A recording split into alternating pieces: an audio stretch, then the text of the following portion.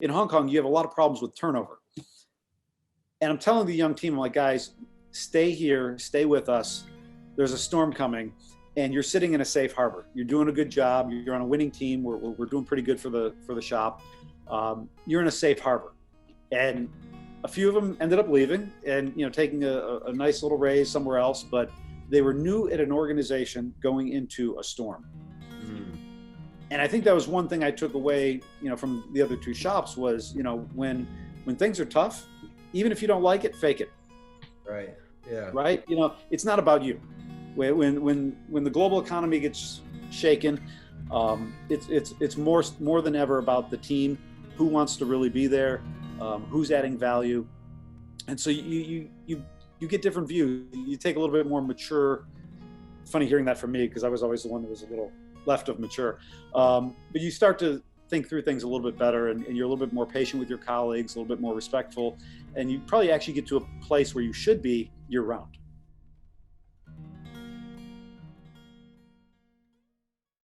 All right, welcome back to the podcast. Today we have a very special guest.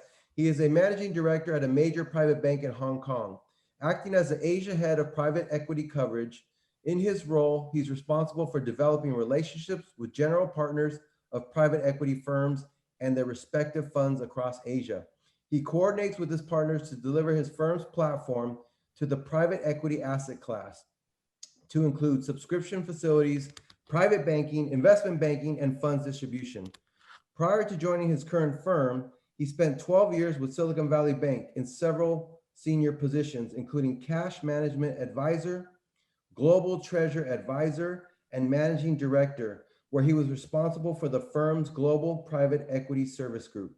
He managed relationships with more than 130 international venture capital firms throughout Asia, Europe, Israel, and South America.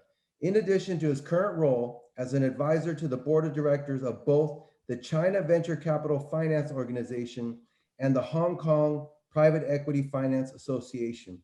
He is also a board member of the Children's Medical Foundation and a member to the Hong Kong Select USA Committee focused on generating direct foreign investment to the United States. He holds a bachelor's degree in business from Pepperdine University and an M.B.A. from Pepperdine University's Graziadio School of Business. Prior to business school, he was a mentor for Build, a nonprofit committed to helping under-resourced high school students succeed in school and go to higher education by helping them start and run their own businesses. Please welcome to the podcast, Mr. Terrance Phillips. Hey, welcome. Hey, good morning from Hong Kong. How you guys doing? Good afternoon from San Francisco. Yeah, and good afternoon from Hawaii, right? So today is a very special podcast because we're doing this kind of internationally here, and we're all in different locations. So this is exciting. But hey, man, it's good to see you again. It's been a while. How's everything over there in Hong Kong? Listen, it's getting a lot better over here. The Hong Kong government's done a fabulous job managing COVID. Town's coming back alive.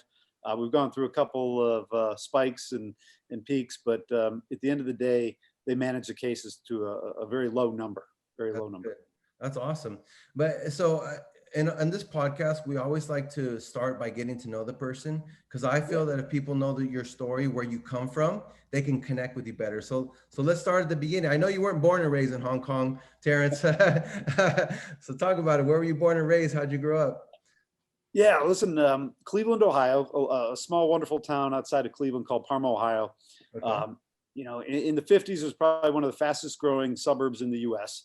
Okay. And, the town slowly hit a decline, as it happens as towns age and things change. But it's just a wonderful place to grow up, Nice. And how long did you spend in the Midwest, Ohio, before you came to the West Coast? Yeah, so 18 years. As soon as I graduated high school, I was off in the Marine Corps and straight to the West Coast. Okay. So the Marine Corps, talk about that. What was that experience like? That experience was a true experience, right? I had it very, very easy. I can't, no drama here. Definitely didn't serve in any war or combat. So yeah, that was a great experience, having not had to do that. But the brotherhood was just amazing. And it's still something that to this day, even here in Hong Kong, spent a lot of time with former U.S. Marines, at the U.S. Embassy. It opens up doors to, spend time with the U.S. Consul General, the ambassador. So it was a really good experience, and I could keep going on if I don't know, Yeah, no, it's okay. specific questions. No, yeah, I understand because a lot of times what I've learned or we've learned is that when people are successful, there's something that happened in their upbringing. There's some type of skill or some type of experience they've had that have made them successful. And I know the military, regardless of whether you go to war or not, they train you and develop you to become successful. You know what I mean? And do you feel like any of the skills you learned is the Marines, you said? Marine Corps. Yeah. Do you feel Same like thing, right? the Marine Corps was the training you got there, the mental toughness you got there, you think it's helped you in life? Yeah, listen, I would go back even further than that. So, going back to growing up in Cleveland, father had a factory manufacturing plastic parts and metal stamping, and a day off from school, you went and worked in the factory, right? You went and someone handed you a broom, someone put you on a molding machine, a metal stamping machine, and you just figured things out, right? And there was a great relationship there with a lot of the coworkers in the factory. So you kind of grew up pretty quick. A wonderful sense of humor in a Midwest town. People come to work, they work hard, they joke around, and they have a lot of fun. And I think, listen, I was never really a student in the high school times. And so the opportunity came to join the Marine Corps. And then you go through a lot of different experiences there, and different duty stations and different friends, and meeting people from all over the country. But a friend of mine here in Hong Kong, a 73-year-old, I think, Vietnam vet, Purple Heart, we were having dinner at the ambassador's house, and we were mentoring the young Marines about kind of getting out of the Marine Corps, because even if you're a lifer or you're a 4-year contract, you're going to get out, right? It's inevitable. And he told us the Marine Corps, he's wrapping up this dinner, and he just had a tone in his voice. So I listened intently, right? And he said, the Marine Corps will give you two things that'll always ensure you're successful. You'll make order out of chaos, and you'll make a decision when nobody else will. Wow. That's powerful. Really And I think, this was just about 3-4 years ago, and a light switch went off. And I was like, wow, because I've never been the smartest guy in the room. That's, we don't have to worry about that, right? Don't worry, I'm with you on that one. So yeah. Yeah. So I think that holds true for probably most guys that are and gals that are in the service. It doesn't have to be the Marine Corps. You want to pound your chest and say it was, but I think military service does that for everyone. Okay, awesome. So that's helped you make decisions throughout your entire life when you needed to make a decision. Yeah. Sometimes when I shouldn't be the guy making the decision, you still step up and make a decision. Hey, that's called leadership. Can you remind those two things again? Yeah. Make a decision when nobody else will, Mm-hmm. and you'll make order out of chaos. Order out of chaos. Okay. Yeah, and making the order out of chaos probably comes first, and then you start making decisions. So those are leadership skills. When I hear order out of chaos, I hear, okay, life is pretty much, it's never going to go smoothly. You know what I mean? Like it's never, how, I don't know if you saw that meme, Terrance, where it says success is not a straight line. It's the squiggly line and then you're successful, right? So, if you have that skill since young, where you can make order out of chaos, I believe that gives you a lot of that ability to be able to handle everything that life throws your way. Right. And then making a decision when no one else will. There's very few leaders out there, right? And nobody wants to step up for fear of maybe looking bad or not being sure. But hey, if you have those two skills, that's awesome. So that's definitely a good point. So if you guys are out there listening in the YouTube world, those are two good points he just gave us on how to be successful. So how long did you spend in the military before you got out? So signed up for a 6-year run. Was supposed to go to a language school in Monterey. And after the Gulf War, they were downsizing. That didn't work out. And I ended up, for the most part of my tour, guarding embassies overseas. So spent a couple of years in Paris, a couple of years in Caracas, Venezuela, and finished up my last year. There was some months of training along the way, and then spent my last year down in San Diego. Okay. Any interesting experiences or people you had when you were overseas? Yeah, listen, that started day one. So you go through this very intense, probably 2 or 3 months school in Quantico, Virginia.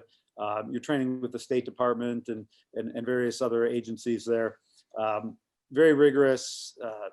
Probably about 50% of the class doesn't make it through, and these are some exceptional Marines, right? They just find little details to kind of weed you out. But as soon as I got to the embassy in Paris, it was just pure entertainment, right? I think Pamela Harriman was there. Pamela Harriman was the head of the Democratic Party that was credited with getting Bill Clinton elected. Oh, wow. She had several very famous husbands along the way, all very wealthy, all passed away.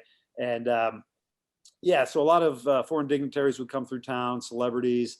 Arnold Schwarzenegger would come through town. You met former President Bush there, Clinton, secretaries of state, secretaries of defense. So it was a very interesting role for a young man. Okay. So when you got out of the military, where were you at? Were you in the Bay Area still, or? Yeah, so that was pretty interesting. So you're living overseas as a young guy. You have a embassy driver. You're living in a really nice apartment that you couldn't afford. You're having a good life. And then I come back to a regular Marine Corps base, knowing that I'm going to get out, but I still have 1 year left to serve. Right. And so I go back to my cinder block room. It was a taste of reality, right? Because Paris, we had an apartment. Venezuela, 6 Marines living in a giant home with a swimming pool, and so that kind of drove you. It was like, wait a minute, I had a taste of something that was special. I really enjoyed living overseas, meeting different folks, having different experiences, and so coming back to that cinder block room. Yeah. And living on base and getting 3 square meals a day, right? You go to the chow hall and you get your Marine Corps chow. That was kind of a moment that I was like, hey, I want to go back to school. And I know it was going to be hard, right? So you're looking at, I got out in around 97. So you're looking at the kind of the dot-com bubble growing at that point. So a lot of people were having some good success. People were making money, stock market's going up, everything was wonderful. Yeah. And I left the cinder block room to go to a junior college for a little bit and transferred to Pepperdine, and you're just making it through, right? Like, Yeah. You barely have money to go on. Yeah. So what was that like? So you mentioned a couple of things. First of all, you got the taste of the good life, and that was implanted in you. And it's when you get a taste of it, you can't just go back. It's kind of like you feel like you're going backwards, right? So Right. Do you feel that kind of caused like a drive in you to be successful? Yeah, absolutely. Because I think you always have those dreams as a kid, and you want the bigger, better life.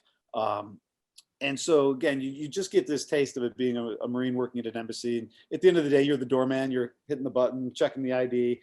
You're the security guard. But you had that taste, and then it was, I think, the hard challenge. And this is what we talk to a lot of the young Marines about: is you have to go back and you have to go to school and you have to be a student.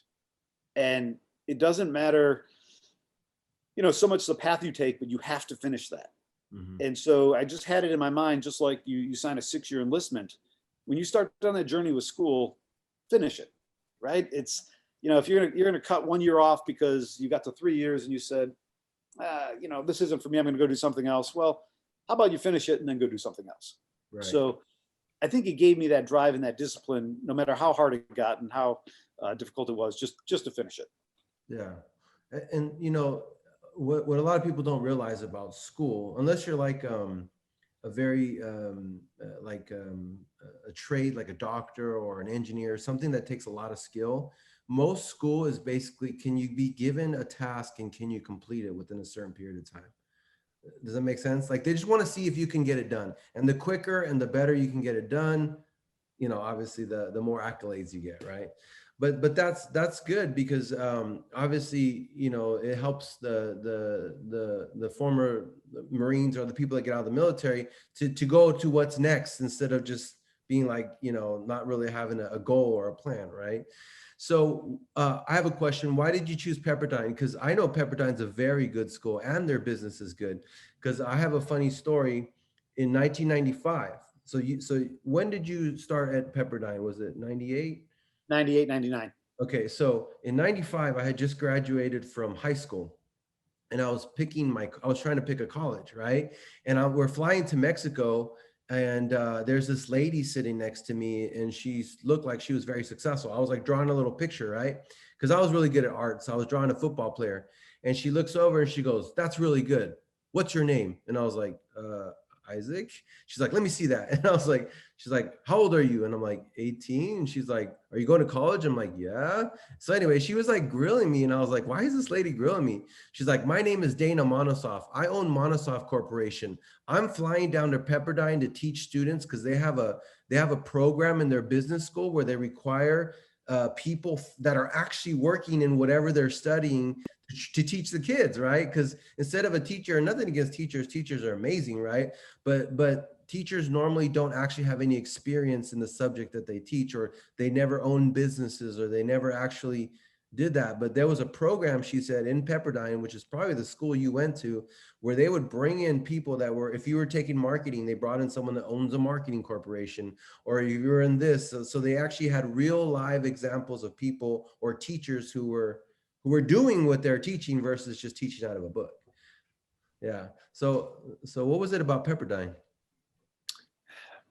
Yeah, this goes back to high school. And I remember there's this big wall with all these colleges on it, right? Right. And I see Malibu, California, and you see the beautiful view of the beach. And I was like, "Oh, I want to go there." And then it was just kind of like, "Yeah, no, you're not going anywhere, buddy. You're not going to any school. So don't even take they had the little cards on there, right? And you'd pull one off and you'd send them your information, right? Right.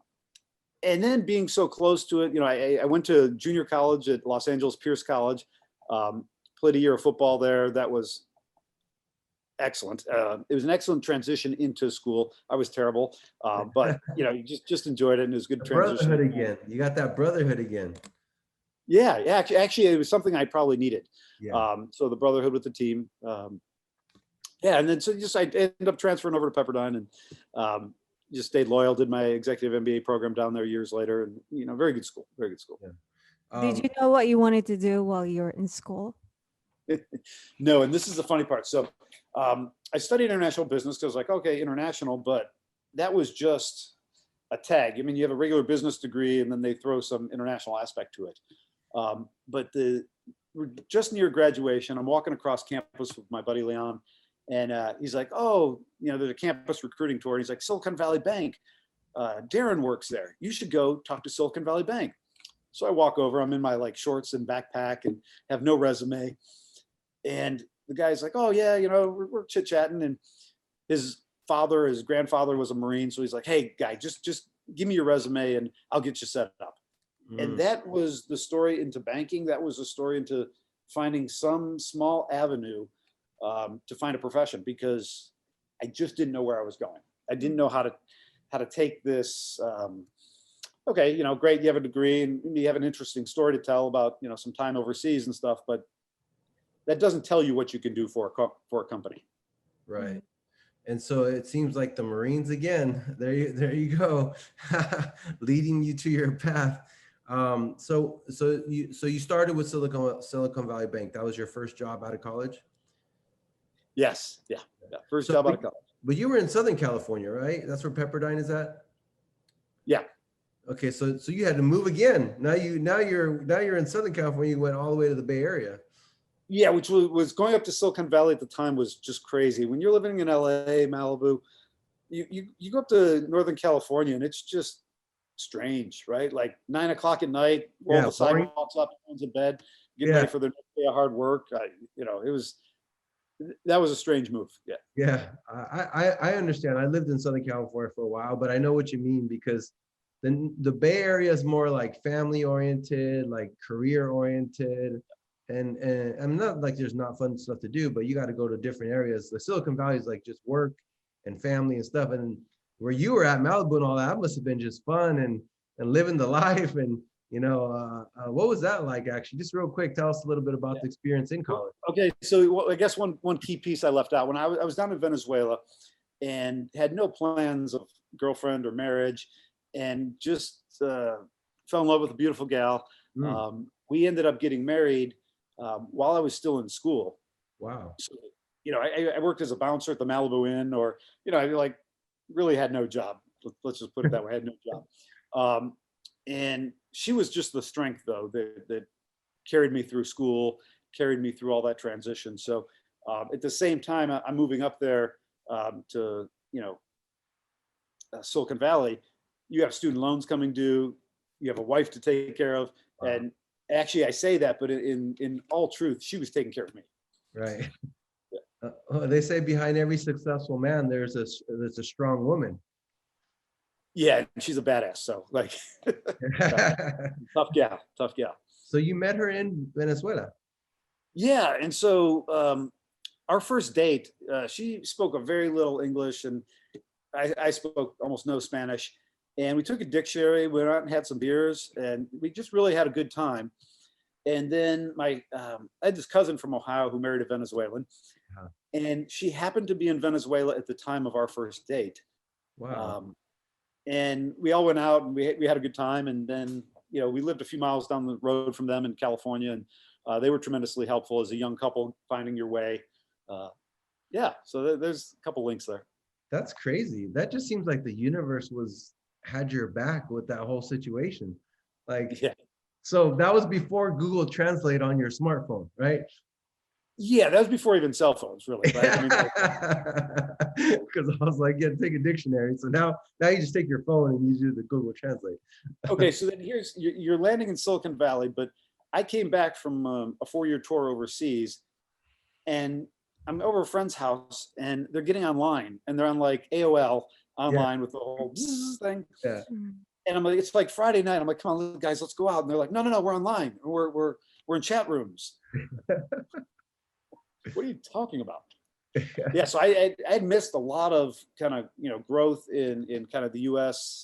Telecommunications, computers, because you didn't see that much in Venezuela. I mean, it's there and it's strong, and there's a lot of smart folks down there. But at the time, you weren't online. Yeah, that might have been a good thing actually, because you still were one of those that actually goes out and meets people and goes and does stuff, right? Instead of stuck behind a computer. I remember AOL chat rooms. I still remember when I got my first computer and AOL, I was stuck on that thing for hours a day. And, instead of living real life, I was stuck on AOL chat rooms for 8 to 10 hours a day. But I did get my Raiders internship because of it. So I guess that was a good thing, right? So now you got the job at Silicon Valley Bank. So your wife you guys were already married and together. Was she with you in Southern California? Yes. Yeah. Okay. And so my point to telling that story was it just wasn't good times of partying. It was, we were working hard. We both had our little jobs and we made ends meet. Yeah. But yeah, that was the point. So yeah, so at this point I get up to Silicon Valley Bank, and the one thing I could say is throughout my whole career, and whether it's in the Marine Corps, whether it's a civilian job, had some really great leaders there, right?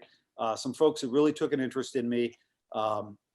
And they make all the difference in the world in your career. So, if you're going through some transition period, having someone that is your champion, you can work hard and you can be, you can be that rising star, right?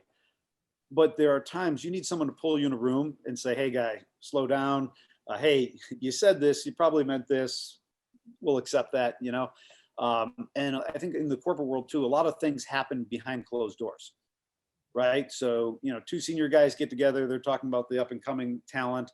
They can push you one way or another, just depending on where they feel they are with you. Right. And it's not just hard work, but it does take good champions.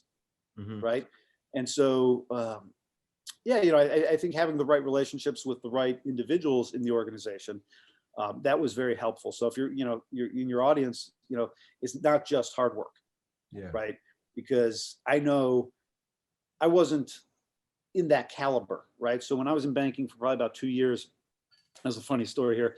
A fellow Ashwani hires me to go do some lending. Right.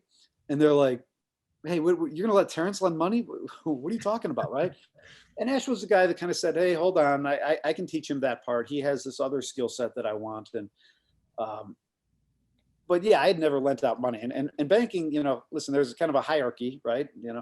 You have your probably investment bankers at the top, your commercial lenders somewhere down here, and then, lending money is a big responsibility for the bank, right? You're putting the bank's balance sheet at risk. You're putting the shareholders' money at risk. So that was an individual who took me, by the hand and said, okay, I'm going to teach this individual. He has a few skill sets that I like. He's missing a whole bunch here. So yeah, that's where I'm going with, you have to have a good champion. You can have all the goodwill and hard work, but, make those relationships with the people who are going to speak for you when the door's closed. Yeah. They say if it was just about hard work, all the servers and the construction workers, they'd all be successful, because if it was just about hard work, because that's hard work, right?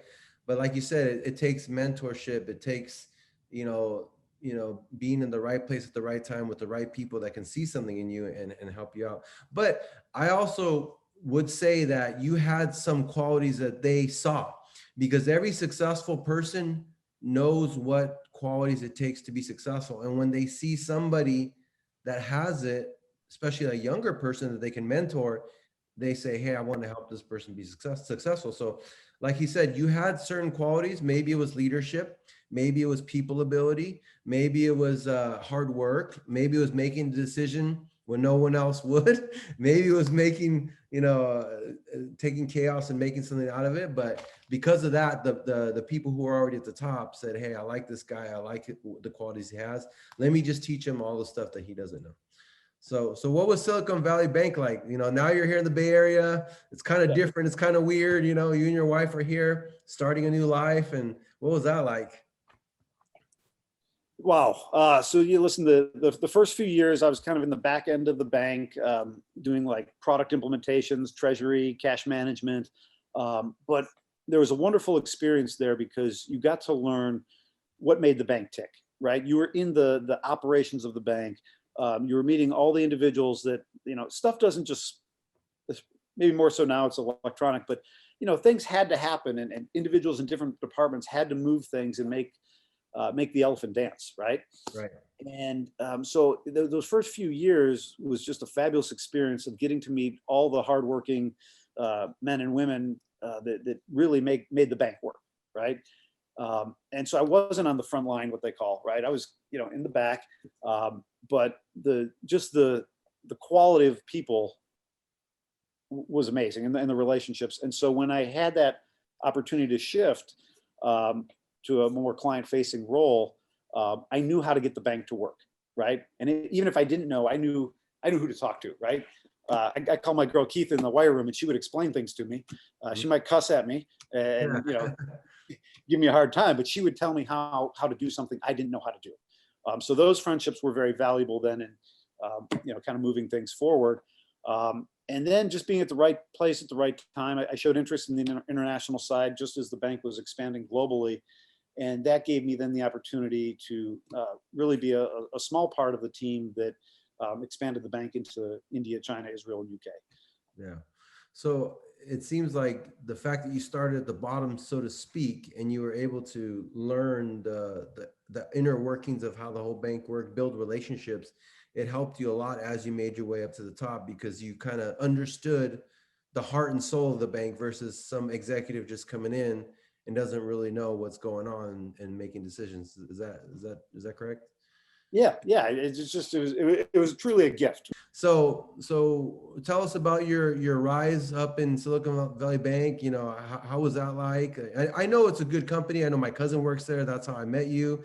Yeah. I know a lot of people, they stay there for a very long time. Like, tell us a little bit about that. Yeah, I mean that was I think the amazing thing about it, just the quality of the people, the quality of the organization, the what do they call the culture of the organization, right? It was just spot on. So as we were going around and building the bank in the global markets, the whole global thing was still pretty new. So you're like this small little team within the bank that's trying to set things up and make it work. And if you failed, they would just kind of push. It would have just been pushed away, and nobody would have even known you existed, right? But that's where I think there was a lot of mentorship, right? So you're starting to have your first successes professionally. You're starting to lend some money. You're starting to win a little bit. And, a couple things in there you can unpack, which is, okay, so what's worse than losing? Winning, right? Because you win, you want to win again. You want to win more. And I think as you're kind of growing and having those first career successes and you do start tasting a win, you need good people around you to kind of pull you back down and settle you down. Yeah. And I was very fortunate across our team that there was several people looking after me. And I would just say that it's probably a trend throughout my career is, having those people that look after you to, steer you when you're going off focus. So you can start winning, but winning has its challenges. Yeah. Because then the standard gets higher. Yeah. And then you have to keep winning. You start running. And I think in probably the last 5 years at Silicon Valley Bank, like it just went by like this, right? I was traveling a lot, all over the globe, coming back and forth. Everything that was going on in Asia was so exciting, right? And you'd mentioned earlier, or you'd comment on something I said where you get a taste of the good life. Mm-hmm. And so what's happening in China right now is year over year over year, everyone's having a better life, wow. Right? Life is getting better for everyone. And that's driving a work ethic that is just phenomenal, right? And I have a lot of friends in China that I've probably known for 15 years or more, and just seeing them be successful and seeing their life change and their growth in that time period, and then going to the different cities, and you can go to cities that are bigger than LA in a much smaller area because high rises and much more modern cities.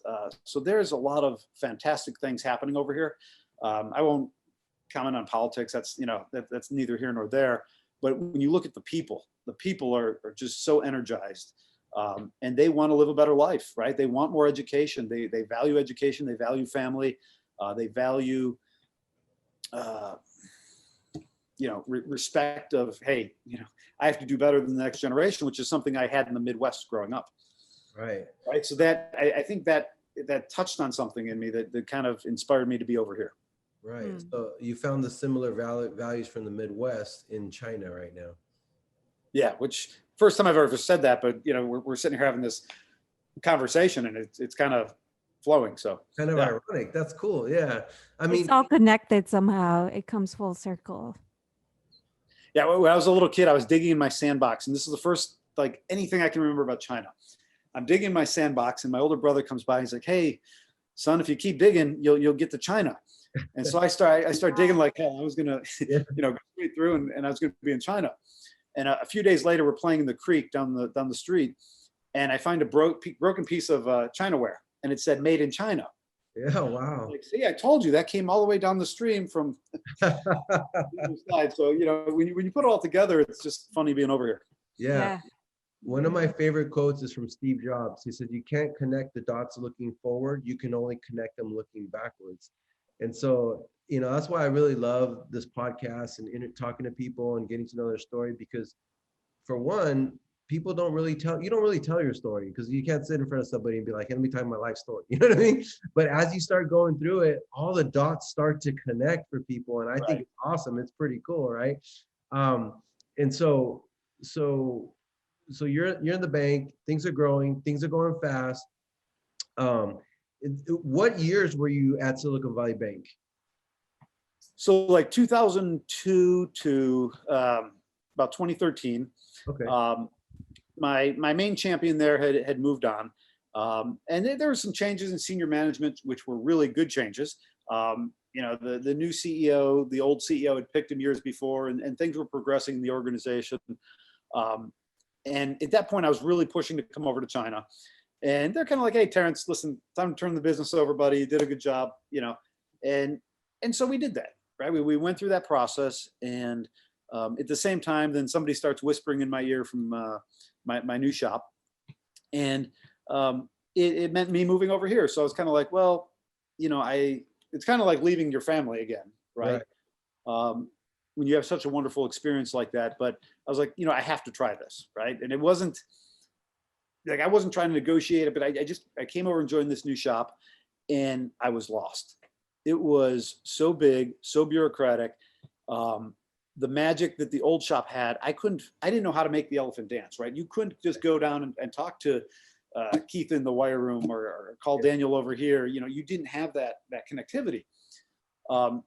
And I would shine, this is the Marine Corps thing though. I would shine my shoes every day going to work, knowing that I was just going to take a beating, right? And I came in with some pretty high expectations from, my colleagues.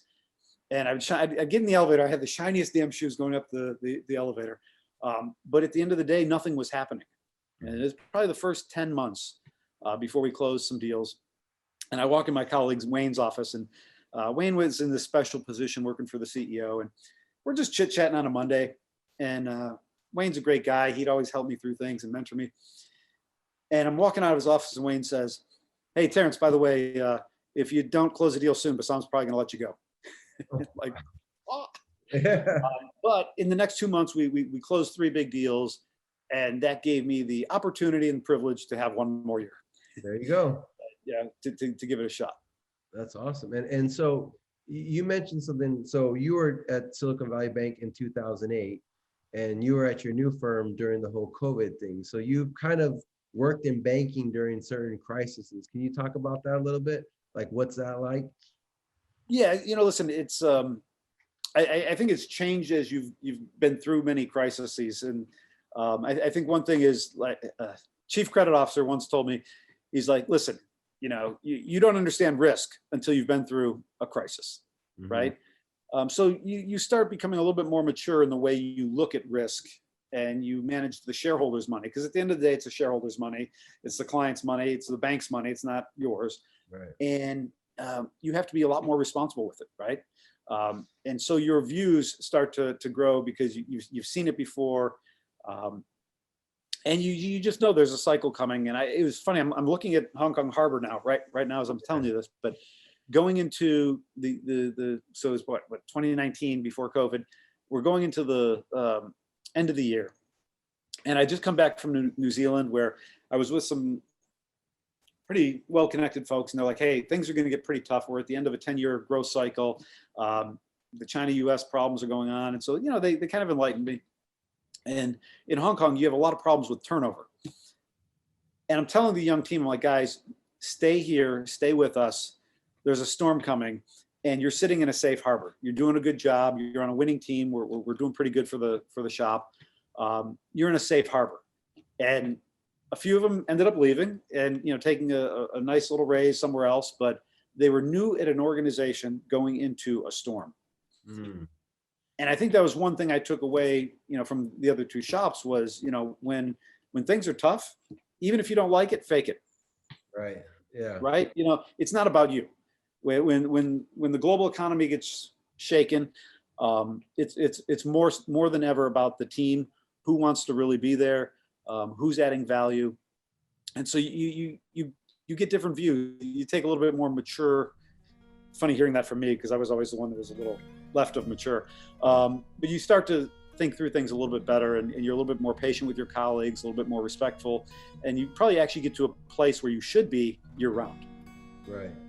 So all that experience I think it even started from when you worked in your father's little factory. You know what I mean? Like, just handling things from young, and then the Marines, and then 2008, and here you are now. Thank you for tuning in. That was the end of part 1. Part 2 comes out next Monday, 9 a.m. Please stay tuned.